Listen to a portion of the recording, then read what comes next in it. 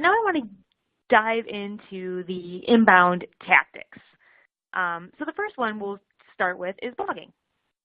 So I'm sure many of you know this already, but blogging is a proven technique for attracting visitors to your website. It allows you to build a relationship, and a well-written blog offers a variety of benefits to your entire inbound strategy. Most importantly, it can help establish your company as knowledgeable and helpful, and someone a prospect would want to engage with in a business relationship, which of course, is very important when you're, starting any relationship. Blogging is also going to help improve your organic search results, especially when you're able to maintain a frequent and steady cadence of posts.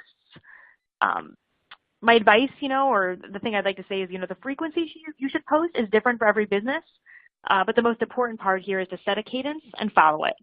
And lastly, blogging will help stimulate social sharing, which spreads your knowledge and puts you in front of new prospects. In fact, according to Marketing Sherpa, 81% of marketers view blogs as an effective marketing tool. So, even though there are some undisputed benefits, as I mentioned before, managing a blog can be a challenge. It's hard to keep up with that need for fresh and high quality material, especially if you're relying on volunteers in your company to provide those articles. So I always recommend to assign some job responsibility to employees for blog strategy and content, maybe also develop a calendar. And if you have holes in your blogging schedule, don't be afraid to use freelance writers to help fill those gaps. Now on this next slide, since blogging can be challenging, I've got 7 tips that will help get you started. So first, create an editorial calendar. This is going to help plan your blog posts around the rest of your marketing communications, like maybe you're doing webinars or trade shows, or you have a product launch coming up. It also will help you prioritize what needs to be written first and will keep you organized. Second thing, include social sharing buttons. This is very important in an inbound strategy because it helps your posts reach a larger audience by encouraging your readers to pass the content along to others. So you want to make sure that the sharing features are prominent and you make it very easy for someone to complete. Third, you want to update the blog at least weekly. This, of course, is going to seem tedious, but it's really going to help you reach optimal organic search results. It's going to provide a huge boost to your SEO strategy, which we'll talk about more here in a bit. 4, keep a consistent blog schedule. Again, the goal of inbound is to give your prospects a reason to come to you, and you can't do that if they're getting dead airwaves. You have to keep it consistent so your readers' expectations are fulfilled and they're building trust with your brand. Next, use keywords that match your blog copy. This, of course, relates to your SEO strategy, but again, we want to make sure you're fulfilling the expectations of your readers. So we want to make sure the keywords you are targeting for the post actually relate to the content. The volume of traffic coming to your blog isn't very useful if your readers' expectations are not met and they don't find it relevant. 6th tip, make your content valuable to your reader. You want to offer as much useful and educational information as possible and really try to avoid any self-promotion.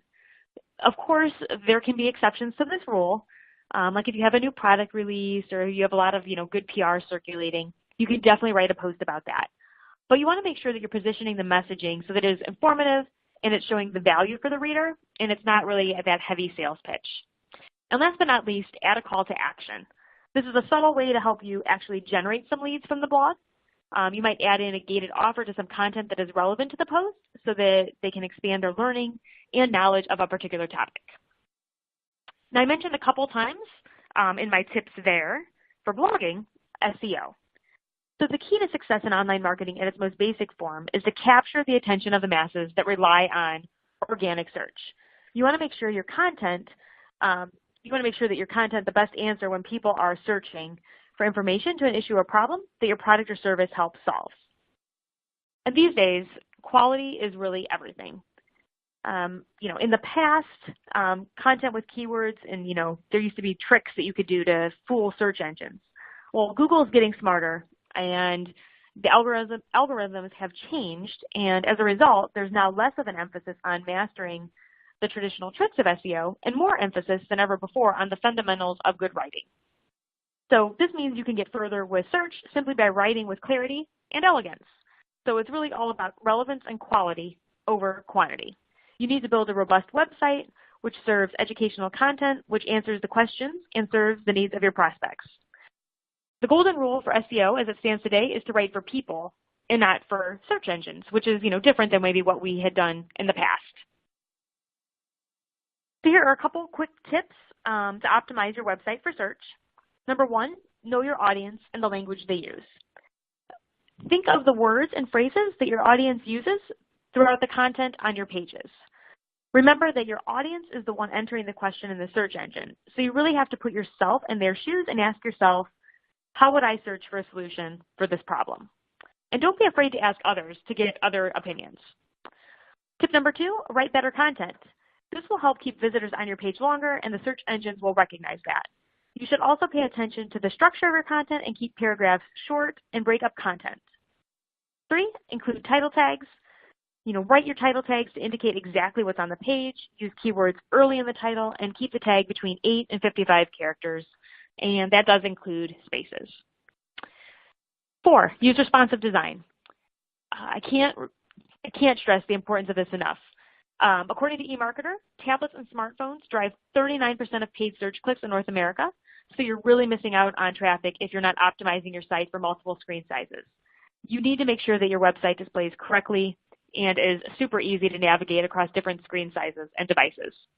And finally, tip number 5, set a canonical URL. This is really just going to help reduce any issues you may have with duplicate content. All right, moving on to social media. So consumers and businesses alike are using social media to connect with brands. According to Forrester's Social Technographics report, 100% of business decision makers are using social media for work purposes. So an active presence on social media is mandatory today.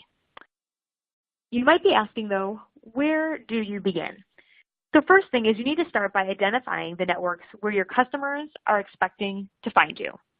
So if you're selling B2B, this is certainly LinkedIn and possibly Facebook or Twitter.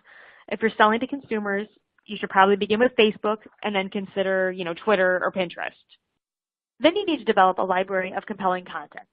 People are not going to pay attention to you on social media unless you have something interesting to tell them. You really need to develop that content strategy before you can begin your social media program. So you can pull content from your blogs and white papers, ebooks, videos, reports. You can also use customer reviews, things like quotes from your executives or team members, and even links to helpful resources. This might even be from your competitors that's going to help your audience find answers. And one of the more obvious uses for social media is for PR purposes. So an example of that would be using social to promote a live event or trade show, or announcing a product launch, or maybe a key new hire for your company. The options for social media are really endless, but the point here that I'm trying to make is that you're providing a method for your prospects to connect with you and to build trust. Now, just because you're posting on social channels doesn't mean that your prospects are always going to engage with your posts. So here are 5 tips that might help. 1 is develop a tone that's familiar and comfortable with your audience, which also should really represent the style, and I would also say the culture of your company. 2, pose questions that stimulate engagement and responses. This is going to help prompt them to share, which is what you want to do. You want to get in front of as many people as possible. Tip number 3, and I've said this obviously before with the blogging, is to maintain a steady cadence of posts, whether it be daily, weekly, or monthly. You really don't want to go hot or cold. Set that expectation and keep with it. Next, use multimedia to help keep your posts stimulating by providing a variety of different images and texts and videos and infographics. All of us also engage in social media, and if we're bored, we disengage quite quickly. And tip number 5, push the envelope. Or basically, don't be afraid to push it a little, depending on, of course, what industry you're in. Social networks are expected to be freewheeling environments, so try something out of the ordinary for your company. Maybe it's a contest, or showing a day in the life of an employee or something like that, or maybe even a customer. Get them involved. All right, so enough on social media. Let's go on to the last inbound tactic that we're going to cover today, and that is content marketing. So customer education has long been an effective sales and marketing approach, but now buyers are researching products and solutions online well in advance of directly engaging with the seller. So what that means is marketers must provide plenty of information both online and off to inform buyers and to gain their trust so you're staying top of mind for when they actually are ready to buy. According to the Earnest Agency, I'll quote them again, 78% of buyers are hungry for information around their business challenges, and it's our job as marketers to provide it. And by creating content that helps answer their questions, you can move your prospects closer to becoming customers. So content can come in a variety of forms, videos, images, emails, ebooks, white papers, and web pages, to name a few. But the key characteristic of content marketing is that it serves some business purpose through education and information versus persuasion. So like I said before, you want to avoid that salesy pitch at all costs. Now, despite the value of content marketing, it is still a relatively hard strategy for marketers to adapt and master. A recent study by the Content Marketing Institute shows that while most marketers are using content marketing tactics, few believe that they're actually using it well. So because of that, and as I'm sure you can guess here, kind of moving on with the format, here are a few tips for creating a content marketing strategy.